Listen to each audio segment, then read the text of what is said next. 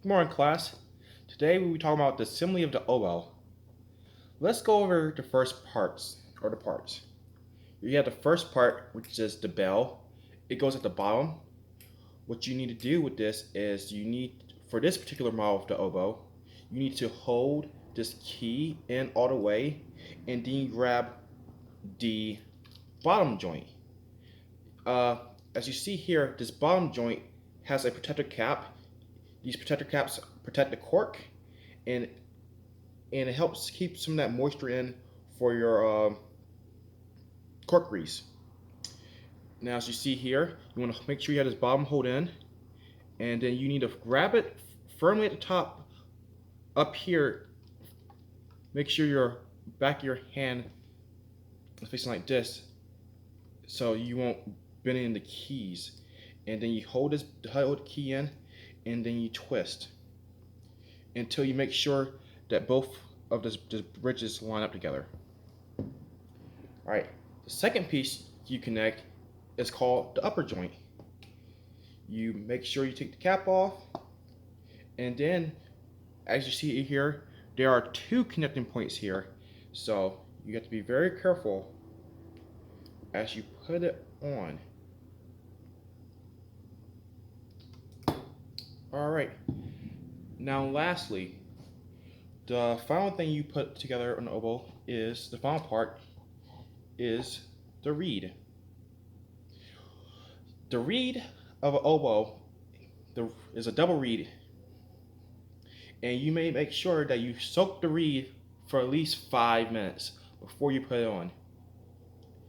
The oboe reed needs to be flat, facing towards you, and pushing all the way.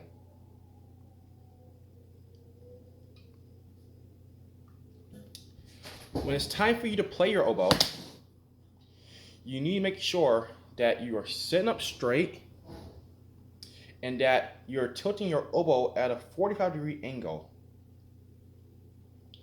By tilting your oboe towards you at a 45-degree angle, this will help you with your airflow and the posture. Just by standing up and sitting down straight up, this will help your lungs able to breathe in proper air.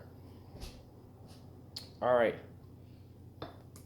Now that I've shown you how to assemble the oboe, I feel like I might as well talk about some tonguing. Sorry, armature. What you want to do is take out your reed, just firmly grab it here in the middle, and you just pull. All right, here you go. The reed of the oboe, what you're going to do is you're going to put it in your mouth as if you're making a whistling shape. And then you put your reed on your part of your lip where the dry meets the wet. And then you do not clamp down, but you do put a little bit of firm pressure on the top on it.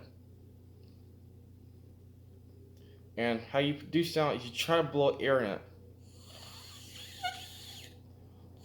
I believe, or how I figure is, you want to try to blow air, but at the same time, try to give it a little bit of pressure, but at the same time, stay loose in the bottom lobe.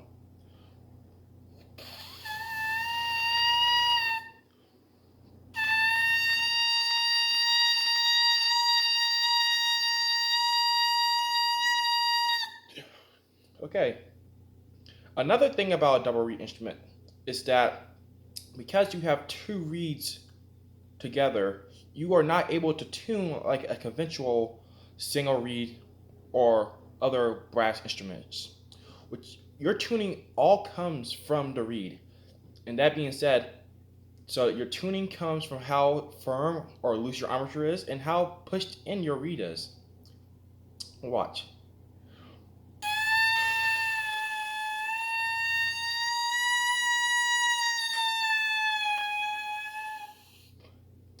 Also, You need to make sure that you're putting your reed in the proper position, because if you have too much reed, you have something called crowing.